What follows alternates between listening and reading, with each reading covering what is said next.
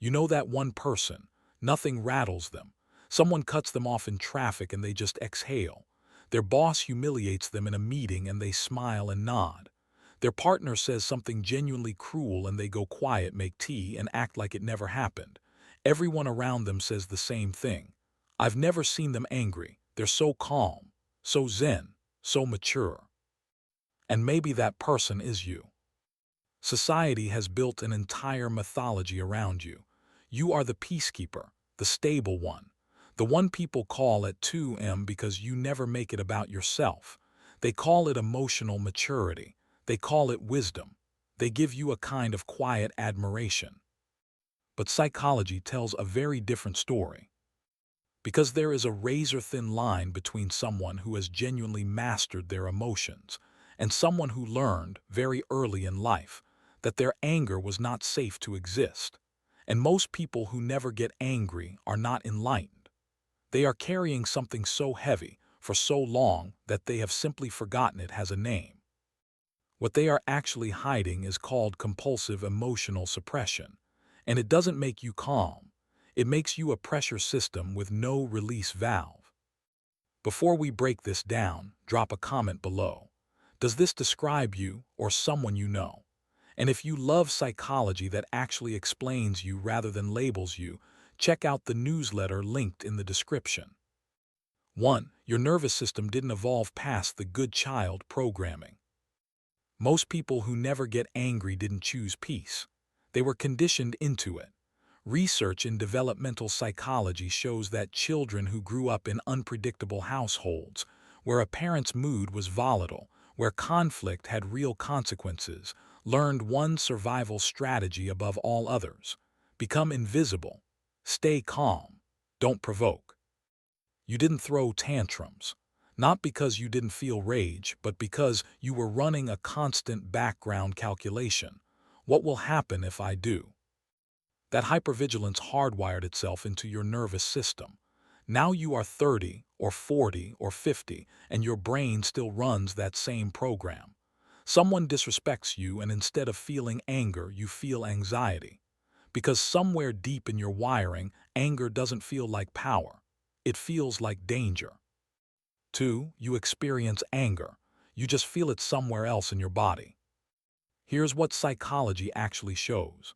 Anger doesn't disappear when you suppress it. It reroots.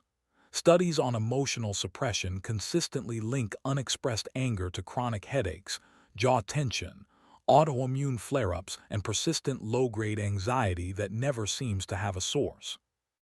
You don't punch walls, you get migraines. You don't raise your voice, you can't sleep.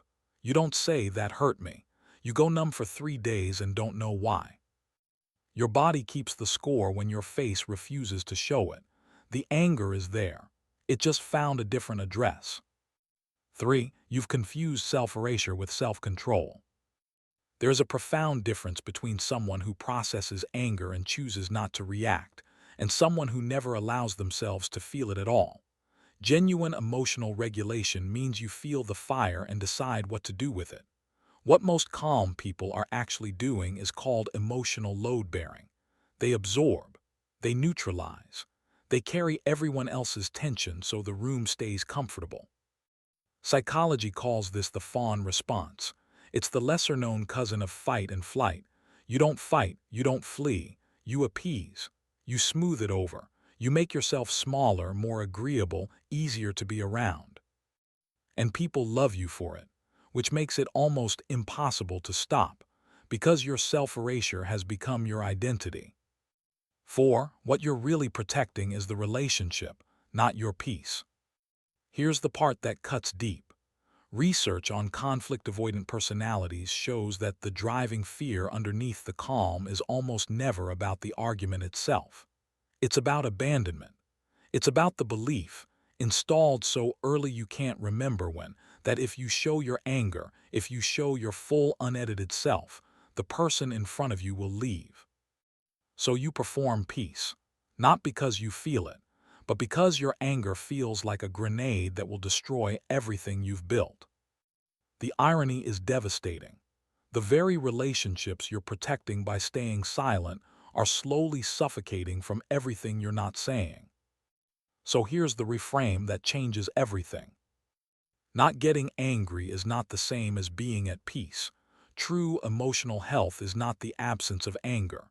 It is the ability to feel it, name it, and express it without destroying yourself or others in the process. The people who never get angry are not the most evolved people in the room. They are often the ones carrying the most. Your anger is not a flaw. It is information.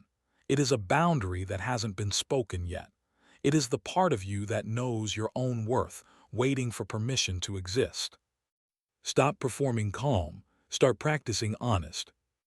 If this described something you've never had words for before, drop a comment below because you are not alone in this. And subscribe right now, because the next video might explain something about your silence that you've been trying to understand for years.